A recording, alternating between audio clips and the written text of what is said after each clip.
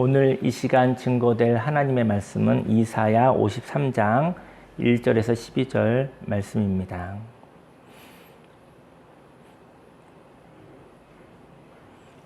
말씀을 함께 읽도록 하겠습니다.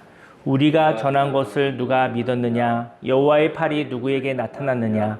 그는 주 앞에서 자라나기를 연한 순 같고 마른 땅에서 나온 뿌리 같아서 고운 모양도 없고 풍채도 없은즉 우리가 보기에 흠모할 만한 아름다운 것이 없도다.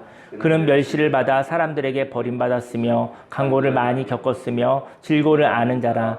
마치 사람들이 그에게서 얼굴을 가리는 것 같이 멸시를 당하였고 우리도 그를 귀히 여기지 아니하였도다. 그는 실로 우리의 질고를 지고 우리의 슬픔을 당하였거늘 우리는 생각하기를 그는 징벌을 받아 하나님께 맞으며 고난을 당한다 하였노라. 그가 찔림은 우리의 허물이요 그의 상함은 우리의 죄악 때문이라. 그가 징계를 받음으로 우리는 평화를 누리고 그가 채찍에 맞음으로 우리는 나음을 받았도다. 우리는 다 양 같아서 그릇 행하여 각기 제 길로 갔거늘 여호와께서는 우리 모두의 죄악을 그에게 담당시키셨도다. 그가 곤욕을 당하여 괴로울 때에도 그의 입을 열지 아니하였으며 마치 도수장으로 끌려가는 어린 양과 털 깎는 자 앞에서 잠잠한 양같이 그의 입을 열지 아니하였도다. 그는 곤욕과 신문을 당하고 끌려갔으나 그 세대 중에 누가 생각하기를 그가 살아있는 자들의 땅에서 끊어짐은 마땅히 형벌받을 내 백성의 허물 때문이라 하였으리요. 그는 강포를 행하지 아니하였고 그의 입에 거짓이 없었으나 그의 무덤이 악인들과 함께 있었으며 그가 죽은 후에 부자와 함께 있었도다. 여호와께서 그에게 상함을 받게 하시기를 원하사 질고를 당하게 하셨은즉 그의 영혼을 속건제물로 드리기에 이르면 그가 씨를 보게 되며 그의 날은 길 것이요 또 그의 손으로 여호와께서 기뻐하시는 뜻을 성취하리로다. 그가 자기 영혼에 수고한 것을 보고 만족하게 여길 것이라.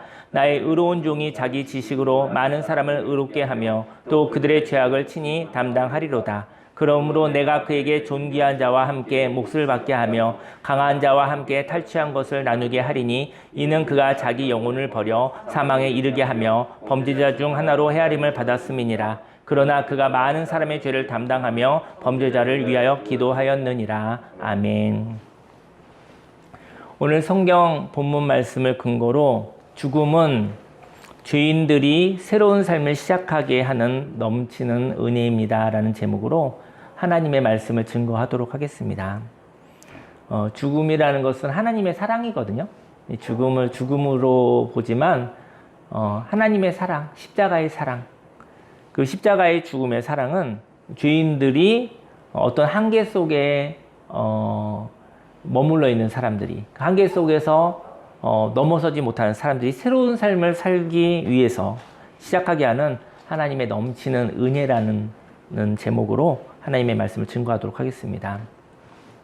저는 이번 주에 그 어떤 청년을 그 상담을 했는데요. 그 미국의 그 줄리어드 음대가 있잖아요. 그 굉장히 유명한 학교잖아요. 근데 그 음대에 입학하여 이제 대학원 공부를 시작하는 사람이 있었습니다. 근데 그는 이렇게 고백을 하더라고요. 하나님이 만약에 있다면 나 같은 사람 때문에 계시는구나 라고 말을 하더라고요. 그가 이제는 그 예고를 나왔는데 그 예고가 엄청난 경쟁사인 것 같아요. 그리고 경쟁이 있고 거기에 또 판단이 있고 평가가 있고 뭐 겉으로는 좋은 학교라고는 하지만 그 정신적 스트레스나 그 마음의 힘듦은 엄청났던 것 같아요. 근데 그 음악을 하는 사람들은 또 부유한 사람들이 꽤 많이 있잖아요. 그리고 부유한 사람이 많이 있고 그리고 재능도 탁월한 사람들. 그래서 재능이 많지만 열등감도 많이 있죠. 원래 재능이 많은 사람들이 그 열등한 마음이 있거든요. 그런데 재능도 탁월한 사람들이 많이 있죠. 근데 요번에 좋은 기회가 되어져서 그 학교가 1년에 그 등록금이 7천만 원이래요. 7천만 원인데 한 70% 정도는 장학금을 받게 됐고 그리고 뉴욕에서 반값만 한 달에 500만 원이 든대요. 그래서 그렇게 되어지는데 이제 어떤 후원자를 이렇게 만나게 됐나 봐요. 그래서 가서 공부만 해도 되는 그런 일이 생긴 거예요. 그래서 아주 좋은 기회죠. 근데 이제 거기는 어떤 교수님이 미리 한 500곡을 보내더래요. 이거 준비해가지고 와라. 이렇게 잘 살펴보고 오라 그러는데 그때 이분이 너무 힘든 거예요. 옛날 예고에서 굉장히 힘들게 공부했나봐요. 너무 어렵게 공부했나봐요. 그래서, 입학 소식을 듣고서 한 며칠 즐거웠대요. 그리고 그다음부터 이 압박감이라는 것이 커서 멘탈이 막 나아갈 정도로 괴로웠었다고 해요. 그래서 이제 상담을 하게 되어졌는데, 저희가 이제 이렇게 이야기를 해줬어요. 새로운 곳으로 가는 것이다. 예고 시절로 돌아가는 것이 아니다. 고등학교 때로 돌아가는 것이 아니다. 그렇게 얘기를 해줬죠. 좋은 학교에 입학이 결정되고 난 뒤 며칠 기뻐하고 너무 그곳에 가서 어떻게 공부할까 생각하니까 너무 괴로웠대요. 괴로웠다고 합니다. 오늘 1절 말씀에 우리가 전한 것을 누가 믿었느냐? 여호와의 팔이 누구에게 나타났느냐? 저희는 그곳은 힘들었었던 과거의 예고도 아니고 새로운 곳이다. 새로운 곳이고 새로운 시간이다. 또 새로운 사람을 만나는 것이다 라고 얘기를 했어요. 그래서 완벽한 준비를 위하여 오늘의 나를 괴롭힐 필요는 없다 라고 했어요. 가서 새로운 곳이고 새로운 시간이고 새로운 만남이기 때문에 미리 과거에 있었던 트라우마 때문에 과거에 있었던 아픔 때문에 미리 자기 자신을 들볶아서 진이 빠지게 하지 말아라 라고 원론적인 상담을 했어요. 오늘은 새로운 날입니다. 근데 오늘의 하나님의 팔이 나타날 소중한 날입니다. 하나님의 팔이 나타날 소중한 날이라는 것이죠. 하나님의 은혜가 오늘 있습니다. 그 은혜로 말미암아 오늘을 해석하며 살아가는 것입니다. 새로운 삶을 다시 시작하려면 먼저 결과주의에서 과정주의로 관점을 바꾸어야 합니다. 2절 말씀에 그는 주 앞에서 자라나기를 연한 숲 같고 마른 땅에서 나온 뿌리 같아서 고운 모양도 없고 풍채도 없은즉 우리가 보기에 흠모할 만한 아름다운 것이 없도다. 예수님에 대한 예언이거든요. 메시아에 대한 예언인 것이죠. 우리는 겉모습을 보고 살아요. 우리 지금 겉모습을 보는 거죠. 이 겉모습은요, 결과의 결과. 이 겉모습을 보고 우리는 속는다는 것이죠. 우리는 겉모습이 있지만 그 안에는 속모습이 있어요. 속모습으로 인해서 나타난 결과인데 우리는 속모습을 우리가 비교할 수가 없잖아요. 속모습을 헤아려 볼 수가 없잖아요. 그것을 가능성이라고 얘기를 하고 있고 그것을 꿈이라고 얘기하고 있고 그리고 속사람이라고 이야기하기도 하죠. 근데 우리는 겉사람을 보고 평가하고 판단하는데 많이 익숙해져 있다라는 것이죠. 지금 바라보고 있는 것은 겉모습입니다. 왜냐하면 비교에 의해서 판단할 수 있는 것은 겉모습밖에 없어요. 비교는 결과를 보고 판단하는 거거든요. 비교할 수 있는 것은 겉모습이에요. 근데 속모습은 비교할 수가 없어요. 눈에 보이지 않으니까요. 그래서 그 사람이 얼만큼의 잠재성을 갖고 있는지 그를 가늠할 수가 없다는 것이죠. 비교가 불가하다는 것입니다. 결과만이 눈으로 보이는 것이거든요. 결과만이 눈으로 나타난 것입니다. 근데 지금 겉모습을 보니 다른 어떤 최고의 기준이 있잖아요. 어떤 최고의 기준과 비교해 보니까 한도 끝도 없이 내가 작아 보이고 초라해 보이는 것이죠. 이렇게 저와 여러분들이 바라보고 있는 것이 겉모습을 보고 있다면 너무나 약해 보일 것입니다. 오늘 성경은 예수님을 연한 순과 같다고 합니다. 연한 순이 뭐냐면요, 어린 나무래요. 제가 주석을 잠깐 찾아보니까 큰 나무가 있는데 나무 이렇게 또 밑둥을 잘라버릴 수 있잖아요. 그럼 그 옆에 나무가 이렇게 어린 나무가 이렇게 싹 자라나나 봐요. 근데 그 어린 나무가 있는데 끊어져 단절되어 버린 나무 밑둥에서 새싹같이 연약한 존재라는 것이죠. 근데 그 모습을 보고 무엇을 기대할 수 있을까요? 그 모습이 언제 자랄 것이며 언제 두꺼워질 것이며 언제 꽃을 피우고 언제 열매를 맺을까요? 사실은 연한 순을 보면서 이렇게 언제 그렇게 될까? 이런 낭망이 되겠죠. 그런 분이 예수님이라는 것이죠.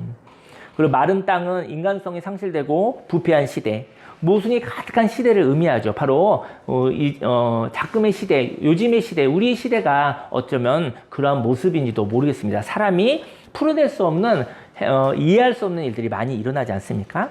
3절 말씀에 그는 멸시를 받아 사람들에게 버림을 받았으며 강고를 많이 겪었으며 질고를 아는 자라. 마치 사람들이 그에게서 얼굴을 가리는 것 같이 멸시를 당하였고 우리도 그를 귀히 여기지 아니하였도다.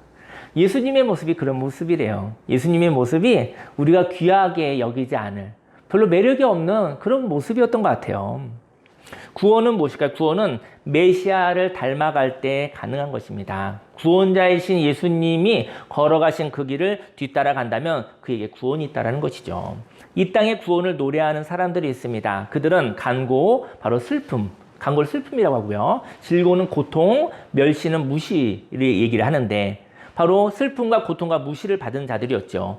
예수님이 그러한 사람의 모습을 가지고 있었습니다.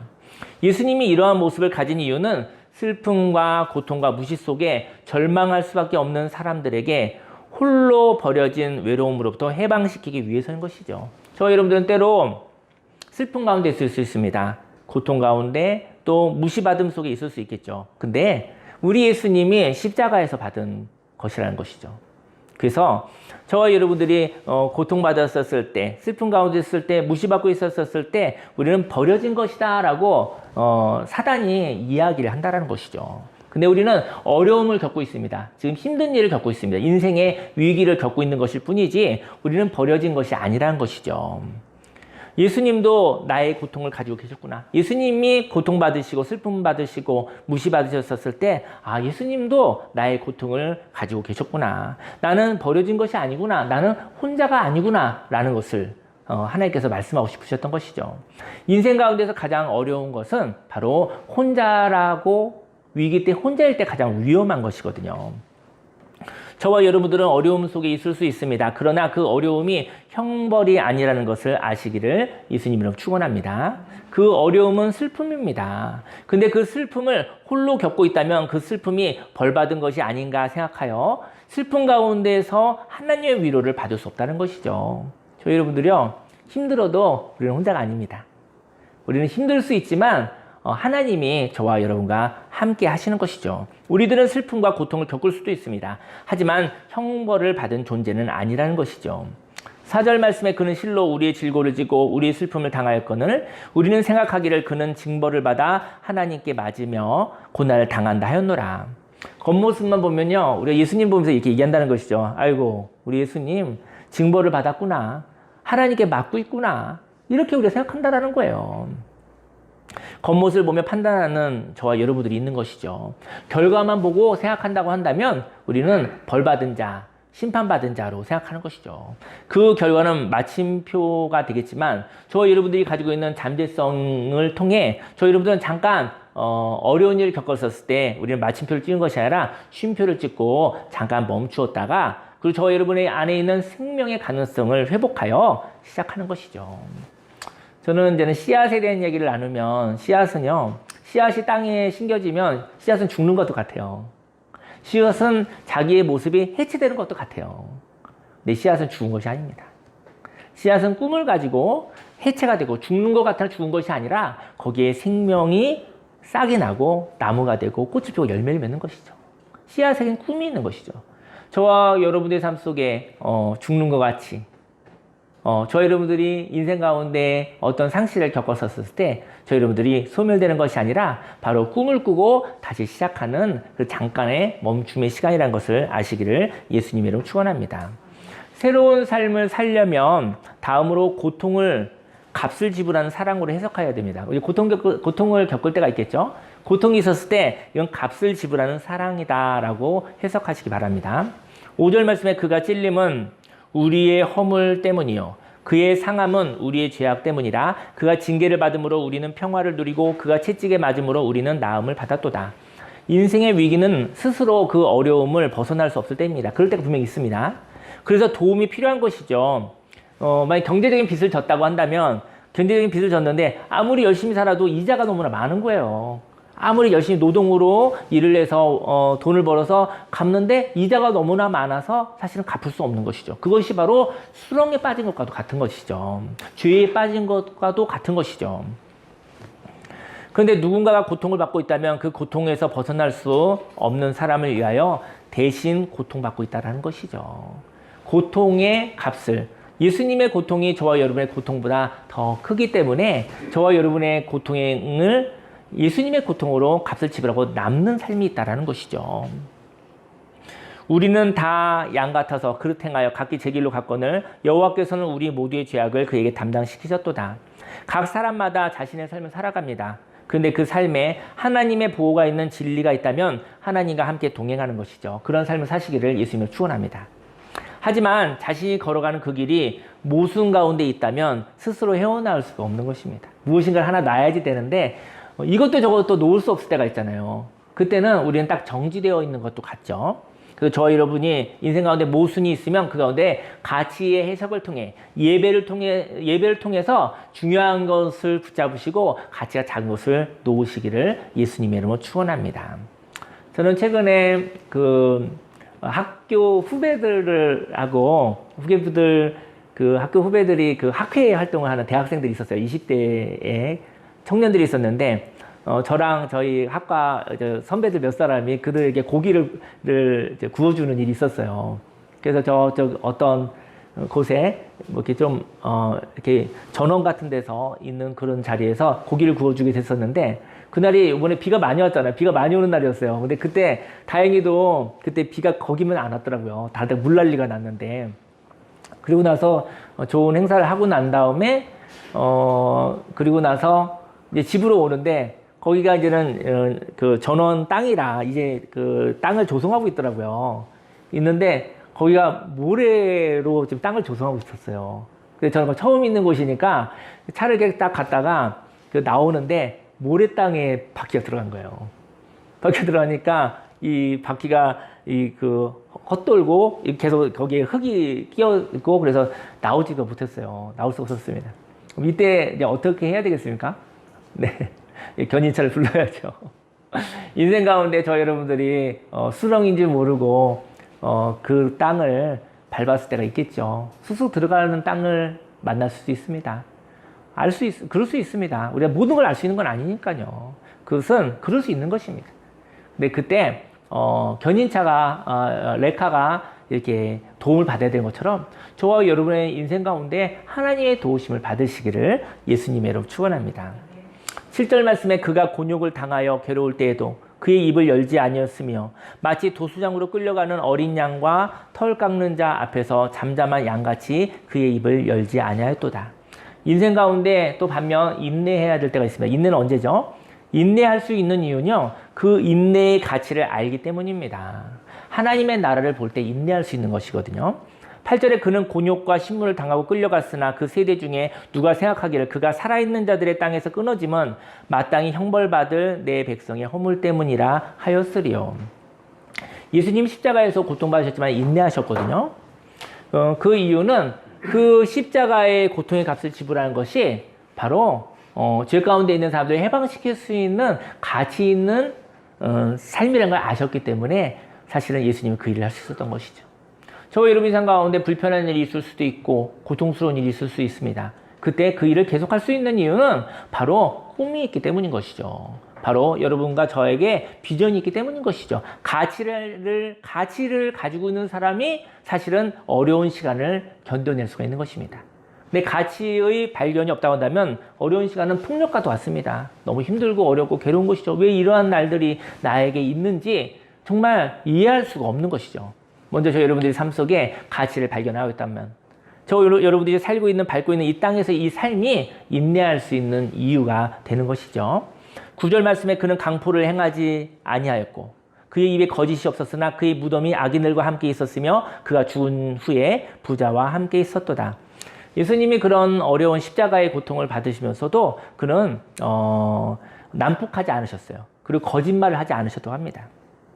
그리고 유대인들이 그 예수님을 갖다가 악인과 죄인으로 몰아서 죽이려고 했었던 거잖아요. 모함을 받아서 죽은 거잖아요. 그래서 예수님의 무덤을 악인들의 무덤과 똑같이 만들었어요. 그래서 저 예수라는 사람은 악한 사람이야, 저 사람은 잘못된 사람이야, 이렇게 해서 예수님을 죽게 하려고 했었던 것이죠.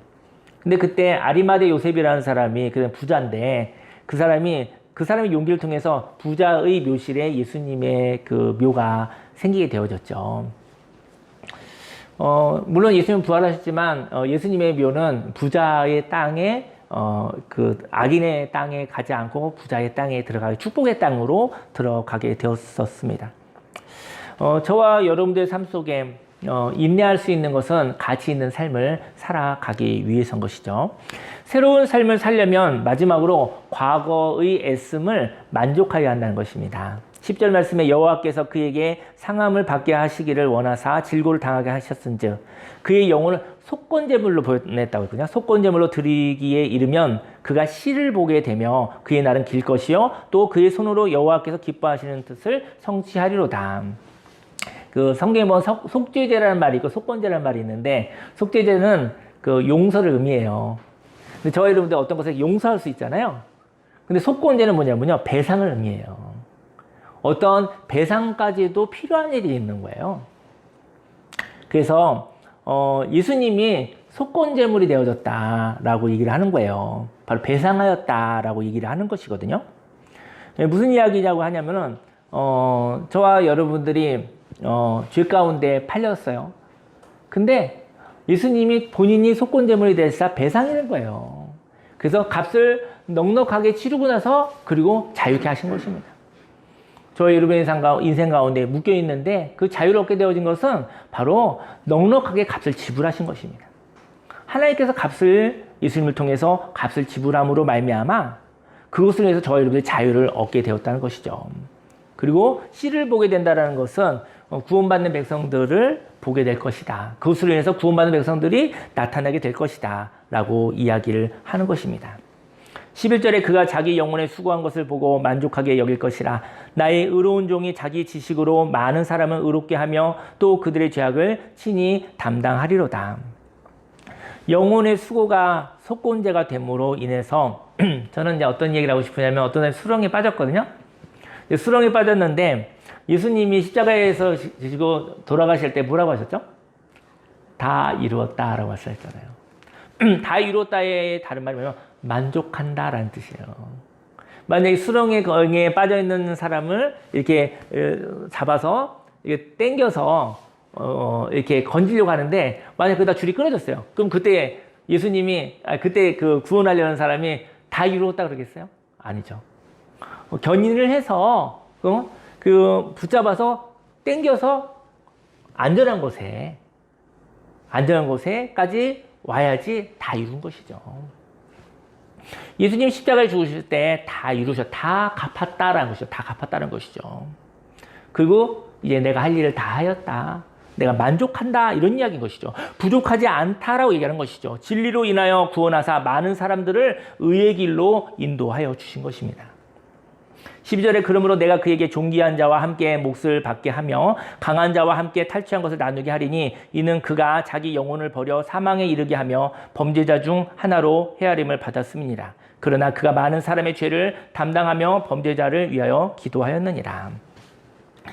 정복자가 이제 전쟁을 하고 난 다음에 승리를 했어요. 그 다음에 이제 전리품이 있잖아요. 그 전리품을 신하와 나누는 거예요. 공신들하고 나누는 거예요. 나누듯이 예수님이 십자가의 생명을 통해 십자가의 죽음을 통해서 승리하신 거예요. 그리고 전리품을 나누는 거예요. 그래서 값을 치르고 남은 생명을 함께 하시는 것이죠. 저희 여러분들 예수님이 십자가에 죽으시고 그리고 살아나신 그 생명을 살아가는 것입니다. 오늘은 어떤 날이냐? 오늘은 바로 부활의 날입니다. 오늘은 하나님이 예수님을 통해서 값을 주고 산 새로운 날인 거예요. 생명의 날인 것입니다. 그래서 이 생명의 날을 저와 여러분이 사는 거. 저와 여러분들이 십자가를 통과하고 나면 어떤 일이 벌어지냐면요. 남은 생명을 어떻게 살아갈 것인가라는 질문이 있다는 것이죠.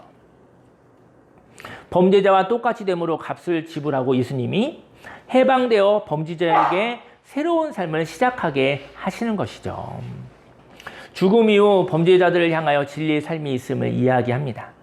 아름다운 삶을 사는 사람이 생명의 값을 지불한 다음 만일 아름다운 삶을 살고 싶은 것과 남아있는 삶을 연결할 수 있다는 것이죠. 저희 여러분들이 아름다운 삶을 사는 사람들이 생명을 달리하고 난 다음에 이런 생각이 들죠. 너무나 아까운 사람이 이렇게 천국에 갈 때 그 사람이 사는 삶의 이야기가 남겨진다는 것이죠. 저희 여러분들 가운데 많은 사람들과 이별이 있을 것 같아요. 그런데 그리고 난 다음에 무엇이 남죠? 몸이 남는 게 아니라 뜻이 남는 것이거든요. 그가 살았었던 삶은 죽음이 없앨 수 없는 삶인 것이죠. 저는 요즘에 많은 이별이 있구나, 많은 죽음이 있구나 생각을 해요. 근데 많은 이별과 죽음 이후 남겨진 거, 여운이 있는데 거기에 아름다운 방향이 남는다는 것이죠. 그리고 내게 남겨지는 오늘 나는 어떻게 살아갈까? 아름다운 사람을 만나고 난 뒤 아름다운 삶을 살아야겠다. 그것이 인생의 후반전이 되어서 그의 삶의 비전이 되어지는 것이죠. 저희 여러분들이 많은 죽음과 많은 이별 가운데서 남겨지는 것이 하나님의 말씀, 하나님의 꿈, 하나님이 생각하시는 귀한 삶이 되시기를 예수님의 이름으로 축원합니다. 오늘은 그 모순에 대해서 좀 얘기 나누고 싶거든요. 모순에 대해서 이야기 나누고 싶습니다. 하나님은 거룩하신데요. 그렇다면 우리는 하나님처럼 거룩하면 불평은 한마디도 못하겠죠, 우리가? 저와 여러분들에게 억압이 있습니다. 그 억압은 이 세상의 모든 사람들이 불평을 하지 않았으면 하는 마음이 있습니다. 그래서 사람들이 불평하지 않게 하기 위해서 우리가 문제를 없애고 산다는 것이죠. 그러니까 문제를 없애고 사는 거예요, 우리가. 하지만 이렇게 세상을 좋게 하기 위하여 살아가는 삶이 진정한 삶일까요? 우리는 한계를 인정하는 것, 그래서 자유로울 수 있다면 좋겠습니다. 인생에 한계가 있어요. 있을 수 있는 것입니다. 모순이 있습니다. 완벽하지 않은 이야기지요. 완벽하고 싶었는데 한쪽은 불평을 할 수밖에 없죠. 양쪽을 모두 다 맞출 수가 없는 거예요. 이때 우린 진리에 맡깁니다. 결과를 조종하려고 하지도 않습니다. 결과를 두려워하지도 않습니다. 어떤 결과를 할지라도 좋습니다. 할 수 있는 것은 하고 할 수 없는 것은 인정합니다. 왜 모순이 생길까요? 모순은 욕심의 파괴입니다. 진실이죠. 한 번에 여러 가지가 선택할 수 없는 거예요. 만약 여러 가지가 선택되려면 합의에 의해서 공동체의 형성이 일어나야 돼요. 뜻이 합의가 되어지면은 그때는 선택할 수가 있어요. 모순이 있는 이유는 하나님이 일하지 못하시는 것이 아니라 일하지 않으시기 때문입니다. 그것은 모순의 마음을 느껴보게 하기 위함인 것이죠. 하나님이 일하시면 우리는 하나님이 일하신 것을 받아먹는 사람이 됩니다. 우린 자꾸 하나님을 그 지니와 같이 도깨비 방망이를 만들고 싶은 유혹이 있잖아요. 하나님을 도구로 쓰고 싶지 하나님과 함께하고 싶지는 않잖아요. 근데 하나님이 일하시지 않으시는 이유는요, 우리에게 희로애락을 맡기신 거예요. 희로애락을 느낄 자유를 주신 것입니다. 우리는 슬퍼하고 싶지 않고 화나고 싶지 않지만 인생의 슬픔과 분노가 어느 정도 역할을 하고 사는 거예요. 그러나 하나님이 일하셔서 우리의 감정을 조종한다면 저 여러분들은 살은 것 같지만 죽은 거예요, 사실은. 저 여러분들이 감정이 없는 감정이 그러면 살은 것 같으나 죽은 것입니다. 사랑하는 사람이 불평하지 않도록 편하게 하고 싶어요. 사랑하는 사람이 있어요. 그래서 사랑하는 사람 몰래 모든 것을 세팅한 거예요. 사랑하는 사람이 불편하지 않게 하기 위해서 열심히 일하고 사는 거예요. 그래서 사랑하는 사람은 수고도 몰라요. 사랑하는 사람은 감사도 몰라요. 사랑하는 사람에게 불편할 상황이 옵니다. 그대로 그 불편한 상황을 보여주는 것도 그것이 하나님이 주신 믿음인 것이죠. 사랑하는 사람을 우리는 믿습니다.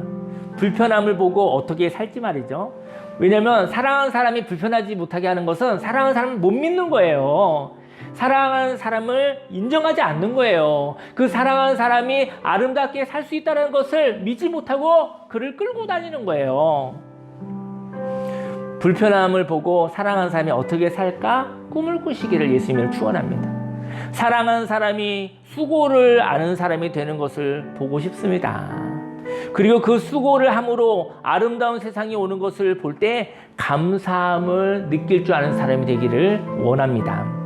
우리 예수님이 십자가에서 죽으신 사건은 하나님이 왜 그 죄인처럼, 약한 자처럼 왜 십자가에서 죽으셨습니까? 왜 모함 받으셔야 됐습니까? 왜 능력 없는 자 같이 그렇게 죄인과 같이 범죄자 같이 그런 억울한 일 당하여야 했습니까? 너무나 불편한 이야기죠.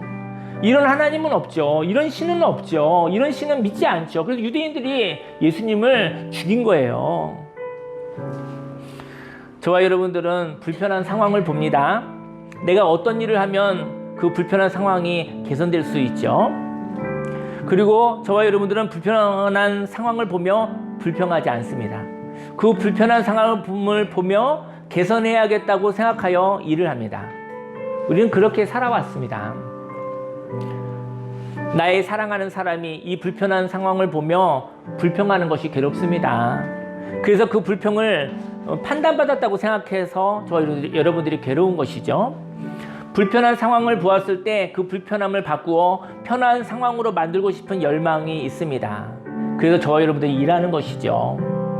불편한 상황을 보면 저와 여러분들은 그 상황을 누구에게 보이겠습니까? 누구에게 그것을 맡기겠습니까? 이 세상에 모순이 많고 이 세상에 불편한 것이 많은 거예요. 근데 하나님이 그것을 저와 여러분들에게 보여주는 거예요. 그리고 이 불편한 상황이 꿈이 되어서 이 불편한 상황이 편한 상황으로 보다 아름다운 세상으로 바뀌어지기 위하여서 저와 여러분들이 무엇인가 일하고 있다는 것이죠. 저와 여러분들은 온 세상을 섬길 것인가? 온 세상을 섬기면서 저와 여러분들은 파괴될 것인가? 만약 하나님이 모든 것을 다 일하시고 나면 저와 여러분들은 십자가의 수고도 그 수고에 대한 감사도 없을 것입니다. 우리 하나님은 도깨비 방망이라고 얘기할 뿐인 것이죠. 금송아지라고 얘기할 뿐인 것이죠.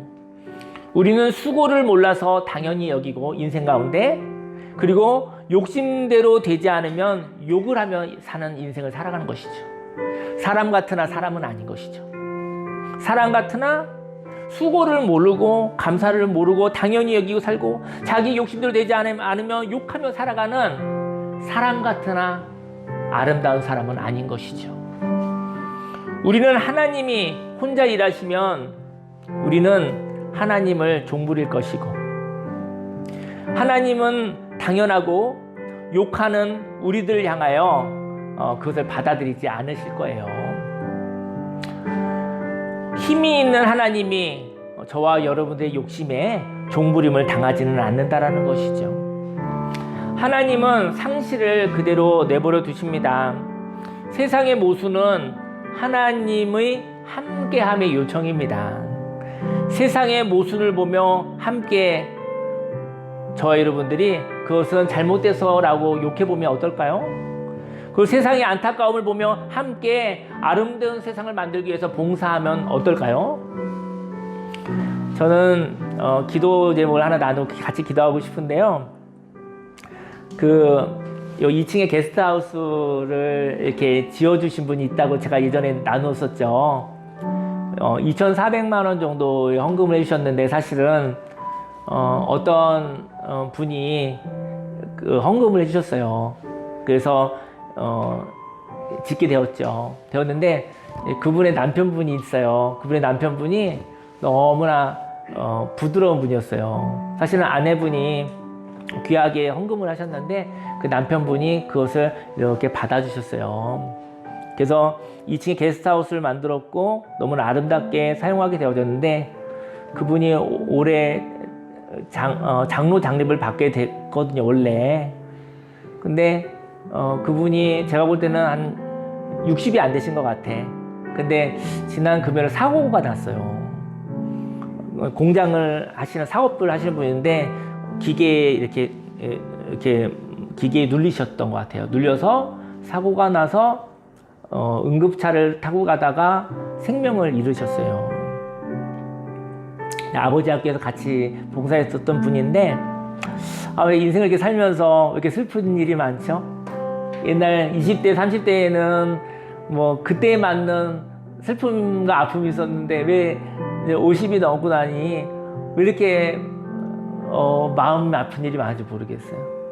어쩌면 인생 가운데 가장 힘든 일은 그런 건지도 모르겠다. 성공하지 못해서 괴로운 것보다 내 사랑하는 사람들을 갑자기 준비 없이 잃어버리는 것이 너무나 큰 아픔인지도 모르겠다는 생각이 들어요.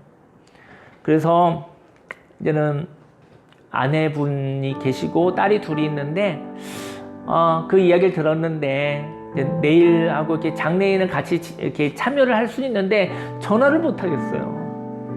할 말이 없어서 말을 못 하겠어요. 무슨 말을 꺼낼지 모르겠어요.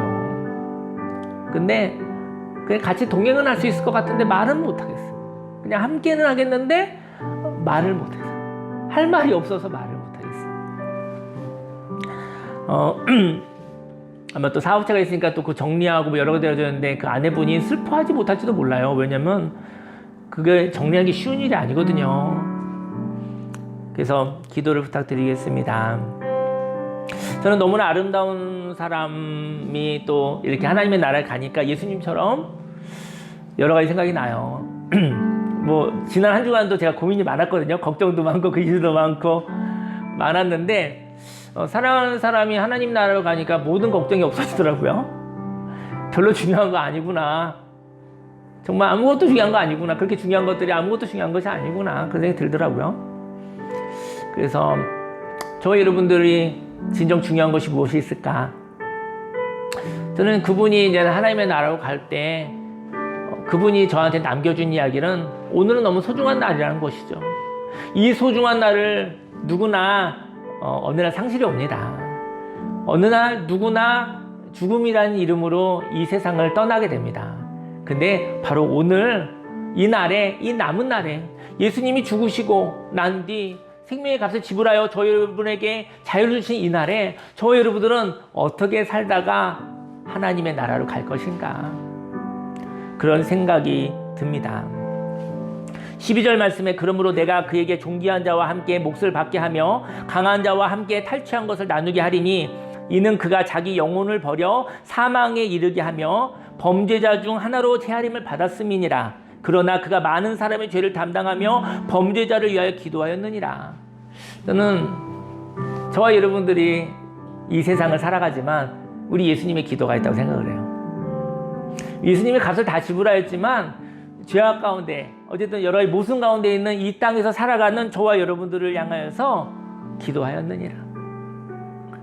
오늘 그 기도가 있습니다. 저와 여러분들이 함께 기도하기를 원합니다. 새로운 삶을 다시 시작하려면 결과주의에서 과정주의로 지금도 끝난 것은 아니라는 것이죠. 또 고통을 값을 지불하는 사랑으로 해석하시기를 바랍니다. 그리고 과거의 애씀을 만족하시기 바랍니다. 우리 예수님이 다 이루었다 그랬거든요. 다 이루었다. 만족하신다 얘기하셨거든요. 저와 여러분들의 인생도 인생의 과거에 애씀이 있었잖아요. 그 과거의 애씀을 다 이루었다라고 만족하시고 떠나보내시기를 예수님으로 축원합니다. 그리고 오늘 하나님 주신 새 생명, 오늘 하나님 주신 새 생명, 이 새 날에 하나님의 말씀을 가지고 의미 있게 가치 있게 후회 없이 살아가시기를 예수님을 축원합니다. 오늘 함께 주 3차원 기도하실 텐데 그 장로님 가정을 위해서도 함께 기도해 주시기 바랍니다. 주여 주여 주여 할렐루야. 살아계신 하나님 아버지, 하나님 인생을 살아보니 하나님 아버지여 10대에는 10대의 고민이 있었고 20살이 되었을 때는 20살의 고민이 있었고 30살이 되었을 때는 30살의 고민이 있었습니다. 하나님 나이를 한 살 한 살 먹어갈수록 하나님 50이 넘고 보니 하나님 예전에 있었던 그런 어려움들도 있었지만 하나님 그 모든 어려움들은 다 지나가고 하나님 아버지 인생을 살다 보니 하나님 사랑하는 사람들, 정이 든 사람들이 한 사람씩 한 사람씩 갑자기 이별하게 된다는 것을 알게 되었습니다. 하나님 아버지 헤어지려고 하니 아버지 지나간 삶 속의 허물이나 여러 가지 그런 모습들은 다 잊혀지고 하나님 아버지여 죽음조차도 없앨 수 없는 아버지 너무나 소중한 모습만 기억에 납니다. 우리 예수님이 십자가에서 죽으신 것은 아버지여 죄악 가운데 또 아버지 묶여져서 힘들어하는 사람들을 해방시키려고 하나님께서 예수님을 통해서 주신 생명 사랑이었습니다. 하나님 고통받을 때 그 고통은 하나님의 사랑이었습니다. 인생에 모순이 많고 인생에 부조리한 것이 많이 있지만 불편함이 많이 있지만 인생에 불편함이 없었으면 하여서 열심히 일하고 살았지만 하나님 모든 것을 없앨 수는 없었습니다. 하나님의 일을 못하신 것이 아니라 하나님이 일하지 않으시는 이유는 하나님 모든 사람에게 상실이 있으며 죽음이 있다라는 것을, 하지만 죽음 이후 우리의 마음속에 고마움이 없다면, 만족함이 없다면, 하나님 수고에 대한 감사함이 없다면, 인생의 희로애락이 없다고 한다면 그 인생이 얼마나 헛된 것입니까? 하나님 아버지 지나간 세월, 아버지의 과거를 생각하면 생각할수록 아버지 후회하고 나를 괴롭히는 것이 아니라 아버지 과거를 생각하면 생각할수록 아버지 하나님이 주시는 은혜가 많다는 것을 고백합니다. 참된 순복음교회가 세워졌었을 때 함께 해주셨었던 아버지 귀한 장로님과 귀한 집사님 아버지 기억이 납니다. 하나님 아버지 이틀 전에 하나님 사고를 당하여 아버지 생명을 달리하게 되어졌는데 하나님 아버지 그와 함께 할 수 있어도 아버지여 무엇라고 말할 수 있는 그 사람의 말이 없습니다. 하나님 아버지 기도합니다. 예수님이 십자가에서 죽으시고 난 뒤 이 땅에서 사는 사람들이 죄 가운데서 이 땅에서 사는 사람들이 인생의 한계와 아버지 절망 속에서 모순 가운데서 살아가는 것이 힘이 들다고 이야기하시며 아버지여 인생을 사는 사람들에 대해 기도하시는 것처럼 아버지 예수님 십자가에서 죽으시고 모든 걸 다 이루었다 만족하신다고 말씀하셨지만 하지만 이 땅에서 살아가는 사람들을 향하여 아버지 불쌍히 여기시며 아버지 힘이 필요하다고 지혜가 필요하다고 아버지 기도하시는 나의 하나님 나의 예수님 하나님 아버지 귀한 장로님의 가정을 위해서 기도합니다. 아버지 그 가정을 붙잡아 주시고 아버지 또 장래의 절차 가운데 이별의 절차 가운데 아버지 하나님의 위로와 평화를 부어주시사 남겨져 있는 아내 입사님과 또 두 딸에게 하나님 아버지 그들을 붙잡아 주옵소서. 하나님 아버지 또 이별 이후 또 사업장의 문제와 여러 가지 문제 가운데 그 문제들을 해결해 나가기가 혹시 쉽지 않을 수도 있는데 아버지 하나님 보아소서 함께하여 주옵소서. 하나님 아버지 사랑하는 사람을 잃어버려 아버지 마음 아픈 슬픔이 있습니다. 하나님 앞에 올려드리고 아버지 아름다운 사람이 살았던 삶 속에 아버지 우리 인생의 아름다운 여운을 마음에 새기게 하여 주옵시고 오늘은 은혜의 날입니다. 오늘은 생명의 날입니다. 오늘은 구원의 날입니다. 하나님 주신 선물의 날입니다. 모두 다 하나님의 나라로 갈 터인데 이 땅에서 살아갔었을 때 하나님 은혜로 선물로 살아가게 해 주옵시고 하나님 아버지 소중한 삶을 살아가게 하여 주옵소서. 과거의 아픔이 오늘을 괴롭히지 않게 하여 주옵시고 오늘은 새날입니다. 하나님 아버지 이 새날에 하나님과 함께 살아가게 해주시고 사랑하는 사람들과 이별이 있을 터인데 그 이별할 때 아버지와 아름다움을 나눌 수 있는 그런 삶을 살게 하여 주옵소서. 또 다시 만날 소망 천국의 소망을 허락하여 주옵시사. 아버지 다시 만날 소망을 위해서 우리의 삶이 아름답기를 원합니다. 하나님 보시기에 참 좋기를 원합니다. 하나님 아버지 그 가정에 하나님의 위로를 하나님의 축복을 부어 주옵소서. 예수님의 이름으로 기도드렸습니다. 아멘.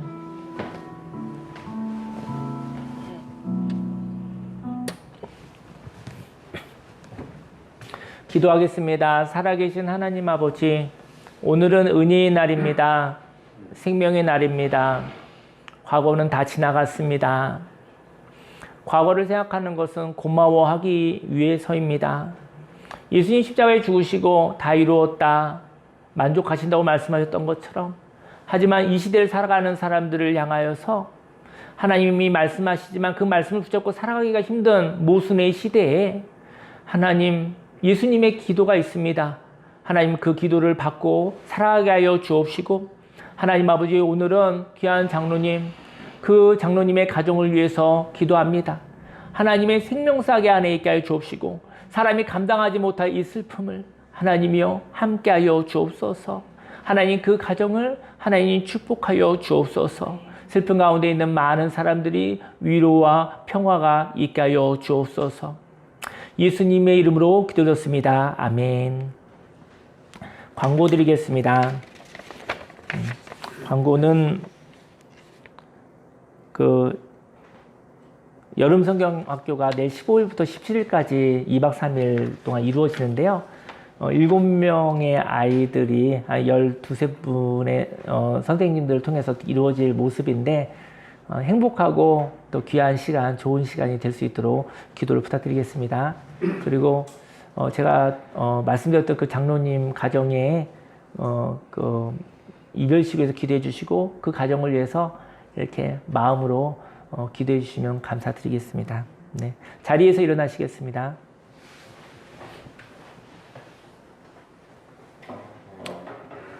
기도하겠습니다. 살아계신 하나님 아버지, 마음을 드리고 시간을 드리고 물질을 드리고, 하나님, 인생은 결과가 아니라 마침표가 아니라 죽음조차도 쉼표라는 것을, 인생 여행이 끝나고 하나님의 나라에서 새로운 삶이 시작되어진다는 것을, 근데 그 하나님의 나라가 바로 오늘이라는 것을 알게 하여 주옵소서. 오늘은 생명의 날입니다. 예수님이 십자가의 생명의 값을 지불하고 우리를 자유케 하신 날입니다. 하나님의 말씀으로 살아가게 하여 주옵시고, 또 이 날을 우리가 또 떠나게 될 때 남겨진 사람들과 다시 만날 그 소망이, 하나님의 그 소망이 있게 하여 주옵소서. 하나님 아버지, 하나님의 말씀으로 살아가겠다고 작정합니다. 하나님의 사랑으로 날마다 새롭게 싱그럽게 생명 있게 살아가겠다고 작정합니다. 이 결단을 하나님 예물로 받아 주시옵소서. 축복하시사 100배, 60배, 30배 열매 맺어 내가 살고 가정이 살고 교회와 사회가 살고 대한민국이 살고 온 세계 열방이 하나님 죄 가운데서 자유롭게 되어서 생명 있게 살아나게 하여 주옵소서. 하나님 기쁨으로 받아 주시옵소서. 예수님의 이름으로 기도드렸습니다. 아멘. 지금은 우리 구주 예수 그리스도 십자가 대속의 은혜와 하나님의 그 놀라우신 사랑과 성령님의 내주교통 운행 함께 하심이, 하나님의 사랑을 받아, 십자가의 사랑을 받아 새롭게 살아가겠다고 작정한 모든 하나님의 백성들 머리 위에 지금부터 영원히 함께 있을지어다.